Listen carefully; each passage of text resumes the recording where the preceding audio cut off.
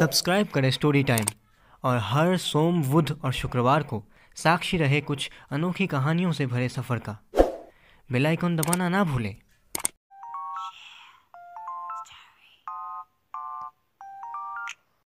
इस कहानी के सभी स्थान, काल, पात्र काल्पनिक है। कृपया कर इसे गंभीरता से ना लें। ये कहानी सिर्फ मनोरंजन के लिए बनाई गई है।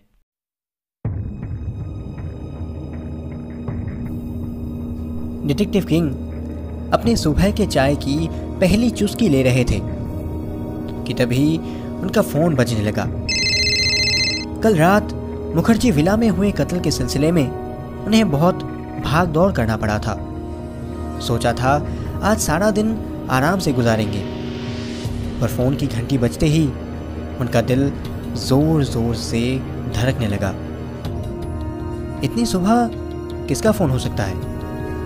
फोन रिसीव करके उन्होंने कहा, हेलो, गुड मॉर्निंग सर, मैं बोल रहा हूँ, हवलदार पांडे। उस पंछी का पता चल गया है सर। हवलदार पांडे ने फोन के उस पार से कहा। पंछी? कैसा पंछी? देखो, मेरा सर पहले से ही दर्द से फटा जा रहा है, तो जो कहना है साफ साफ कहो, डिटेक्टिव ने कहा।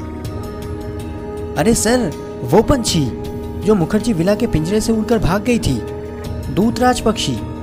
आपने ही तो कहा था उसे ढूंढने के लिए, हवलदार ने कहा।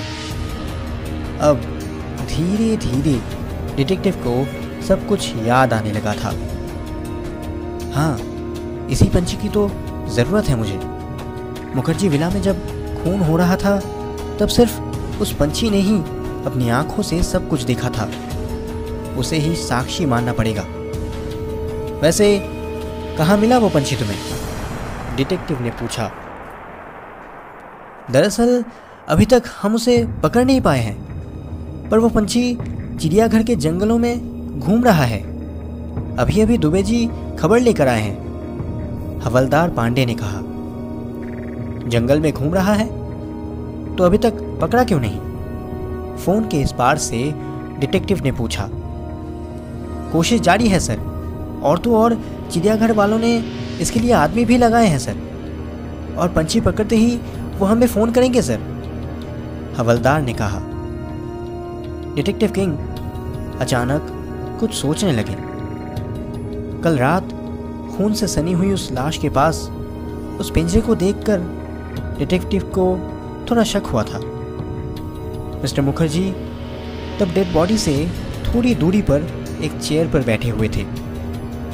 डिटेक्टिव ने आगे आकर उनसे पूछा, क्या आपको पंछी पालने का शौक है? मिस्टर मुखर्जी अपनी नज़रें उठाकर डिटेक्टिव को घूरते रहे और फिर कहा, क्या आपको वहाँ पड़ा हुआ वो खाली पिंजरा दिखाई नहीं दे रहा? किस तरह का पंछी था वो? डिटेक्टिव के उस सवाल पे मिस्टर मुखर्जी ने कहा था, रेयर वैरायटी, दूतराज। दूतराज? ये कैसा पंछी है? डिटेक्टिव किंग ने ऐसे किसी पंछी का नाम पहले कभी नहीं सुना था। उन्होंने पूछा, दिखने में कैसा है? क्या आप दिखा सकते हैं? मिस्टर मुखर्जी बहुत परेशान थे। उन्होंने कहा, क्या आपको दिख नहीं रहा कि वो पिंजरा खाली है? तो कैसे आपको दिखाऊं? वो तो उड़ गया है। डिटेक्टिव को साफ नज़र आ रहा था कि मिस्टर मुखर्जी बहुत परेशान थे और ऊपर से पंछी के बारे में पूछने पर गुस्सा भी हो रहे थे।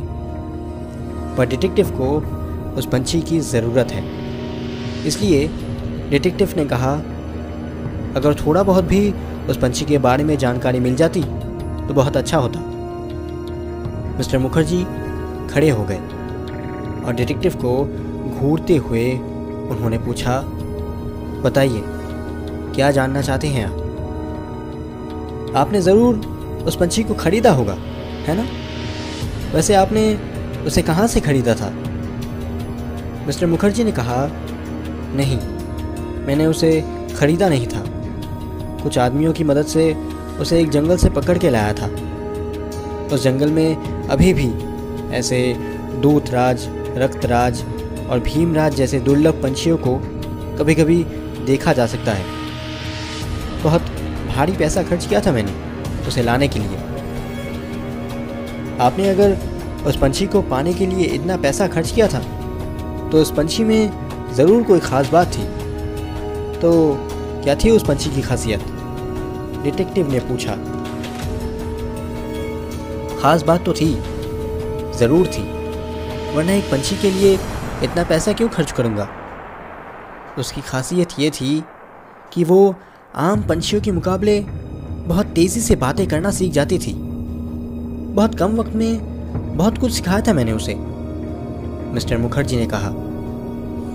डिटेक्टिव किंग को मज़ा आने लगा था। उन्होंने फिर पूछा, तो आपने उसकी बातें रिकॉर्ड नहीं की? नहीं। आपके पास उसकी कोई तस्वीर है? डिटेक्टिव ने पूछा। मिस्टर मुखर्जी ने कहा, फ़ोटो एल्बम में शायद हो भी सकता है। आपने उसे क्या क्या बोलना सिखाया था? एक दो बातें ज़रा बोल के बताइए, डिटेक्टिव ने कहा। मिस्टर मुखर्जी वापस जाके चेयर पे बैठ गए।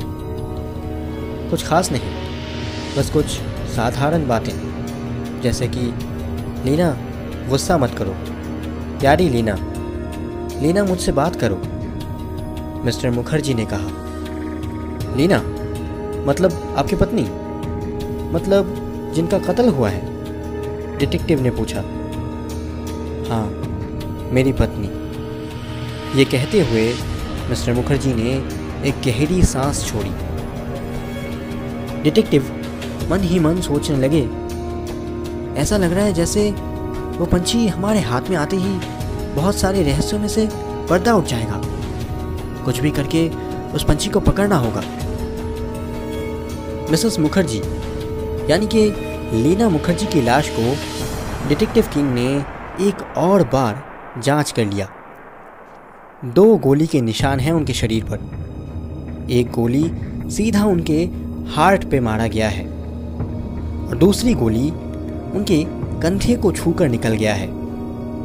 और इसमें कोई दो राहें नहीं है कि यही कंधे पर चलाई गई गोली ही कंधे को छूकर उस पिंजरे पे जा लगी थी और इसीलिए पिंजरे का दरवाज़ा टूटा हुआ है और इसी टूटे हुए दरवाजे से दूतराज भाग गया। खूनी ने मिसेस मुखर्जी का कत्ल करते वक्त उस तरफ ध्यान ही नहीं दिया था और ध्यान देने वाली बात ही नहीं थी, क्योंकि वो सिर्फ एक पंछी ही तो था। आखिर वो भला किसी का क्या बिगाड़ पाएगा। मिस्टर मुखर्जी के फ़ोटो एल्बम में से उस पंछी की तस्वीर को ढूंढ निकाला था डिटेक्टिव ने। उसके बाद उस तस्वीर को लेकर वो ज़ूलॉजिकल डिपार्टमेंट में चले गए थे। तो आखिर क्या था उस दूतराज पंछी का राज? आखिर क्यों डिटेक्टिव किंग उस पंछी को पाने के लिए इतने बेचैन हो रहे थे?